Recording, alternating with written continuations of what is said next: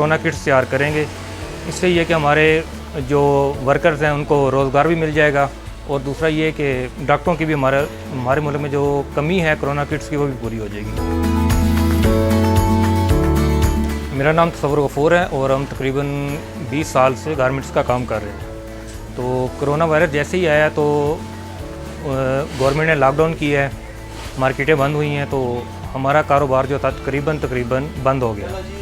तो लेबर भी जो थी वो फारिग हो गई थी, बेरोज़गार हो गए थे लोग, तो बहुत सारी मुश्किलात थी, हमें ख़ुद भी टेंशन थी, परेशानी थी काफ़ी, और लेबर का भी बहुत मसला था। फिर हमें कुछ डिमांड ऐसी आई हैं हॉस्पिटल्स वगैरह से कि हमारे डॉक्टर्स को और जो फ्रंट लाइन हमारा जो स्टाफ है तो उनके लिए हमें कोरोना किट्स की काफ़ी डिमांड थी।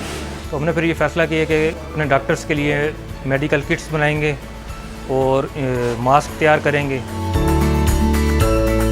हमारा जो फोकस है वो क्वालिटी के ऊपर है। इस टाइम जो पूरे पाकिस्तान में सबसे ज़्यादा जो रीज़नेबल प्राइस है वो हमारी है, क्योंकि हमारा जो मकसद है इस टाइम वो खिदमत का है। और इस टाइम हमारी डेली की प्रोडक्शन कोरोना किट जो है वो 1500 और मास्क जो है वो तकरीबन 10,000 के करीब है।